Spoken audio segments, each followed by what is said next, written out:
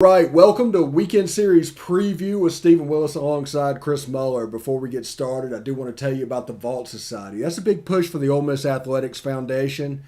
Basically, it's 5 years commitment of support and a $5,000 a year minimum, and there's a benefit chart on the site. We'll get to that in just a second. All gifts to the Ole Miss Foundation between now and June 30th will receive triple points. Red points are non-deductible and go towards priority seating. Blue points are 90% tax deductible and go towards non-home ticketed games. Now that means postseason bowl games, neutral site, etc. If you have any questions, you can hit up the website at give2athletics.com. That is give2athletics.com. I also want to tell you about the rebelwalk.com. Evelyn and her team, one of which I am with on this show, do a fantastic job. They provide a subscriber level experience and it doesn't cost any money. Now, the most valuable commitment that you give to people is time, and that you will want to read their work and you will want to get their insight. It's a nice way to succinctly get information and follow Ole Miss and make it fun. That is therebelwalk.com. Again, therebelwalk.com. Chris, we dropped a series against Texas A&M. I think it was kind of a disaster series because if Ole Miss would have taken care of business this weekend, they'd have a free shot next weekend. Since they didn't take care of business this weekend, now you almost have to win the series against Vanderbilt. Yeah, this weekend wasn't great for us. Obviously, 2 one-run losses are really tough to swallow. Friday night, Will Frizzell walked us off, and then he did us in again today with the grand slam in the bottom of the 7th inning. He was really the death of us. I've written on my notes 5 home runs for the weekend. Obviously, a tremendous series for that young man. Hats off to him. I can't say much more about that other than he really destroyed us this weekend. Yeah, and people are going to say he's a cocky, or they're going to call him other types of names related to that. When you hit 5 home runs and one of them is a grand slam and basically single-handedly win both of the games for your series, you get to be cocky in that scenario.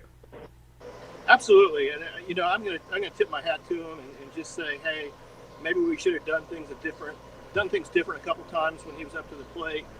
Putting him on first doesn't really hurt you, but when he starts hitting home runs on you, it really does a lot of damage to you. Obviously, a tremendous athlete. I think he's up to 17 home runs now for the season for Frizzell. So tremendous athlete.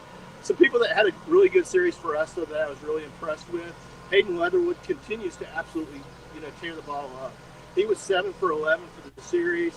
Hit a home run on Friday night. Kevin Graham also hit a home run. He was 5 for 15 on the series. And then Tim Elko. I don't want to leave that out of the story. There's a lot of great tweets, a lot of great videos, myself included, of Tim Elko's shot that he had yesterday, the 3-run home run that really was a feel-good series. It's great to see Tim get back out there and really hit the ball with a lot of velocity, and obviously he's still able to crank.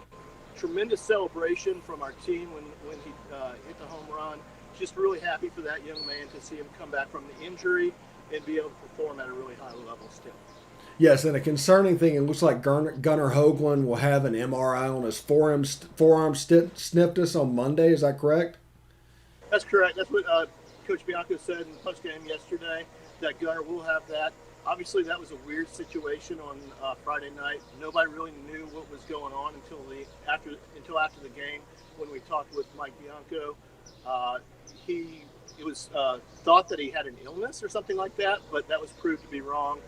He did come out of the game with stiffness in his forearm with an MRI scheduled for Monday, according to Bianco. Okay, and looking at that situation, if for some reason he's unable to go against Vanderbilt, what's that series going to look like, pitching-wise? I think you go Diamond on Friday night. I think you go Doug on Saturday. And then I think you go back with McDaniel on Sunday. I thought McDaniel had a pretty good outing today, so I don't think there's any reason to ignore that and to go anything different than that. A couple pitchers of note that had good sessions out of the bullpen this weekend. Austin Miller on Friday night had his longest outing of the year. He went 2.2 innings, allowed 0 runs. And then Wes Burton yesterday had another really long outing for him as well. Okay.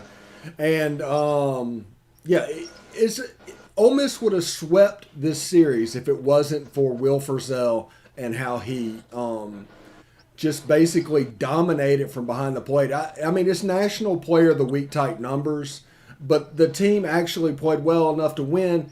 But a lot of this series reminded me a lot of the LSU series a couple weeks ago. Yeah, I can see that.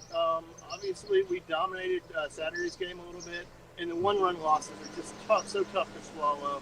I thought we had a chance in the top of the eighth inning to put some runs on the board, and we grounded that double play, and that pretty much snuffed things out for us. Obviously, Bianca wasn't very happy with the strike zone today, but it is what it is, and both teams have to manage it. The Aggies didn't seem to be too happy with it at times as well. So we just didn't get the pitch when it mattered. Yeah, and just looking at, I was actually paying attention when Broadway walked a couple of those guys. It was actually balls. It was a little bit off the plate. There's a little bit to complain about maybe, but for not giving it up. But the calls seemed to be legit, but that did shrink the strike zone for Frizzell when that grand slam happened. Yeah, and I think Broadway missed the pitch. It was an 0-2 fastball. It was supposed to be up, and he left it a little bit too close to the zone for Frizzell, and Frizzell just went up and got it. And again, hats off to that guy because he really crushed the ball. Yeah, insanely quick hands. I mean, whenever he turned on that ball, you can see why his numbers are what they are. I agree. Yeah. All right, so we're not going to talk too much about the Texas A&M series after this. We're going to move into midweek. We have Little Rock. I ask you this every week. Who toes the rubber?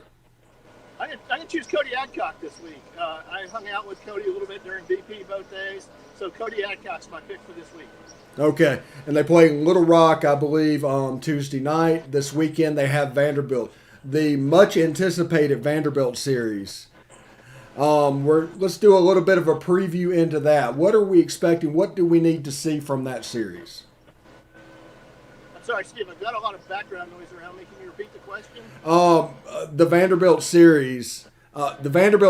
What do we need to expect from that series? I think the bullpen is really important again. I think that just seeing where we can get to it. I think we're going to ask a lot of Taylor Broadway today to get a 9-out save. So anything we can do to bridge the gap to Broadway and get him in a really good situation. Yes, and I believe also that even though they might be good, you need to challenge the hitters by keeping the strike zone. If you're predictable and getting to 3-1 counts, 3-0 counts, it's going to be a long day for our pitching. Absolutely. I mean, it should be a fun series in Oxford. I'm looking forward to it. Hopefully we can take 2 out of 3 from Vanderbilt and, again, right the ship a little bit. All right. Texas A&M takes the series 2-1 against the Ole Miss Rebels. Thank you, Chris, coming to us live from Bluebell Park.